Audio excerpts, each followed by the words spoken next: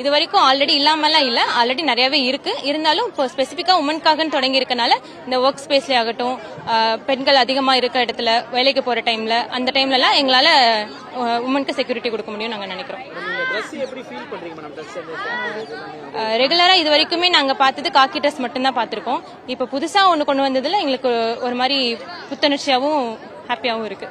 Video பார்த்தோம், பெண்களுக்கான ஒரு இதுனா டக்குன்னு நம்ம போய் இது பண்றது, அந்த மாதிரி இருக்கும்போது நமக்கு எப்படி இருக்க மாட்டோம், நம்ம ஒரு இடத்துல பார்க்கும்போது எப்படி இருக்கும்? ரொம்பவும் சந்தோஷமாவும் இந்த யூனிஃபார்ம் போட்டதுக்கு ஏதாவது ஒன்று பண்றோம் அப்படிங்கிற மாதிரி ஒரு நல்ல ஃபீல் இருக்கு.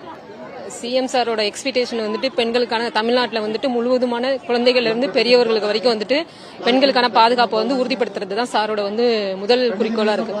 அதை வந்து டீம் வைஸா பிரிச்சு இவ்வளவு நாள் போலீஸ்ல இருக்கிற உமன்ஸ் வந்து எல்லா வேலையுமே பாக்குற மாதிரி இருக்கும். இப்ப இந்த சிங்கப்பெண் டீம்ன்றது வந்து முழுக்க முழுக்க வந்துட்டு பெண்களுக்காக மட்டுமே செயல்படுற ஒரு டீமா இருக்குன்றதுனால முன்னாடி இருந்த பாதுகாப்பை விட இப்போ வந்து அதிகமாவே பெண்களுக்கான பாதுகாப்புகளை வந்து நாங்க மேற்கொள்றோம். காக்கியே போட்டிருக்கும் போது எல்லா போலீஸா இருக்க மாதிரி இது போடும்போது நாட்டுக்காக இப்ப நாங்க சிங்கப்பெண்ணுக்காக உருவாக்குன யூனிஃபார்மா தான் பாக்குறோம்.